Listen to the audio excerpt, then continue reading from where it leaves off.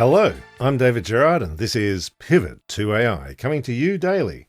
Today, Enron version 2 gets even huger. I'm sure it'll be fine. So, I've said a number of times the incredibly obvious that the AI bubble is the bubbliest bubble whatever bubbled. We've covered at length in episodes taking a whole 10 minutes or more how venture capital is moribund except AI, and especially OpenAI, how VCs are desperate to keep the party pumping any way they can, how the investors will spend billions of real actual dollars to get twice the imaginary dollars, and how this whole thing of huge Enron-style imaginary money shuffling has a couple of years at most before it all falls over. I've got links in the show notes to all those previous episodes. So this week we have OpenAI and AMD announcing a deal. Or really it's a deal to do a deal. Nothing has actually happened. AMD is a huge chip maker. They do the best CPUs for your PC right now. But also, AMD is NVIDIA's biggest competitor, the other company making the video card chips that just happen to be really good for massive number crunching, like predicting weather or atom bomb explosions or training AI models. I'm actually surprised that AMD have not done better in the AI bubble, and it's all been NVIDIA, but they're working on that, and OpenAI is here to help. So the deal is, starting in 2026, OpenAI will purchase up to 6 gigawatts of AMD chips. AMD says that's, quote, tens of billions of dollars per gigawatt, unquote. They will not say what the actual dollar numbers are in any of this deal to do a deal. There's another part of the deal where OpenAI gets cheap options on up to 10% of AMD's whole company value, if OpenAI deploys enough AMD chips. Also, AMD's stock price has to go up. All of this is just the deal to make a deal. Not one penny has moved. Not one chip has moved. Not one share of stock has moved. OpenAI has to find the money to buy all these AMD chips. But in the meantime, both companies can do press releases and throw around 8-digit numbers with a dollar sign up front. It doesn't matter the 8-digit numbers are just made up, because AMD's stock promptly went up like a rocket, up 23.7% on the day, and up 38% in the past week as I record this. NVIDIA's not sleeping. They're doing a lot of circular deals themselves, where they invest in an AI company so that company can buy more NVIDIA chips.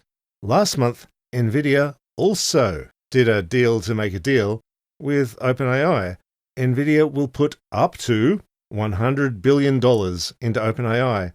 And the way that works is OpenAI buys up to 10 gigawatts of NVIDIA chips, and NVIDIA buys more and more equity in OpenAI with actual dollars, as far as things actually happen at all in this deal. Both the AMD and the NVIDIA deals depend on OpenAI having the data centers to put all these chips into, and the electricity to power them. We talked last week about OpenAI's troubles getting enough actual power for all these fairyland data centers in the sky. We also said a couple of weeks ago how the mainstream press is finally saying the words AI bubble out loud, but somehow they're still not really bothering to connect the dots with the numbers. All these numbers don't make sense. They're just stupid. OpenAI sets money on fire to sell a product that's got no path to profit. They lose money every time someone uses it. To keep this going, they're supposedly building more data centers with other people's money they haven't got yet. These vaporware data centers will run on more power. They'd have to build out faster than anyone's ever built out that much power, if they can even get the parts. SoftBank is still trying to get the money to prop up OpenAI. They're looking under the sofa cushions for $5 billion. they're looking at borrowing the money backed by their shareholding in ARM, who designed the chips in every phone in the world. Now, I'm going to predict things again. Here's how I think the bubble collapses. I think that first, the little AI companies will go down. They'll just run out of cash and they won't be rescued. We might see some desperate mergers so investors can pretend all that imaginary book value is still there for a month or two longer. The last company to go down will be OpenAI. It'll run out of money so badly that everyone whose accounts are held up by OpenAI equity value cannot pump in money fast enough to keep it propped up, and they finally have to admit their losses, and the whole thing just falls down. Nvidia, of course, will be fine. They're the ones who got everyone else's money. Again, I could be wrong, but I think that'll be the shape of it. Just the deals are like an industry-wide Enron. As I've said before, the deals all go in circles. They're all sending each other the same imaginary $1 billion in a loop. Now we've got the Bank of England weighing in and saying this is obviously dumb and broken and unstable and it's going to crash the whole market.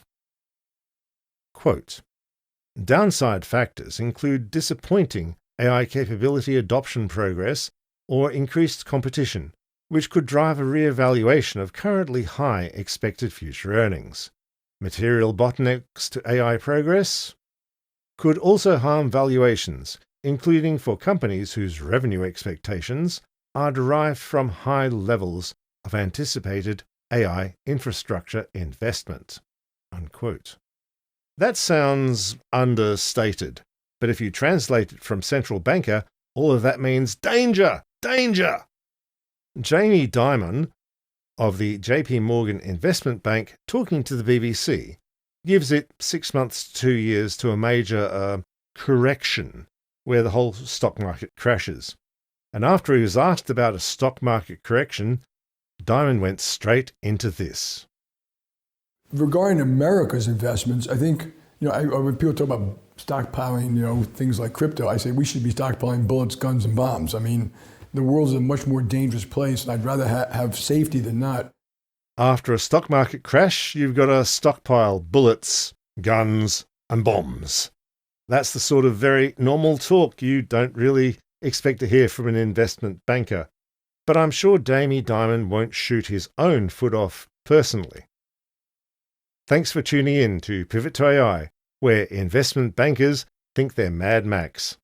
If you felt the appropriate sense of doom and futility at this episode, please pass it on to just one other person who feels the same. Spread the joy. Pivot to AI relies on your support.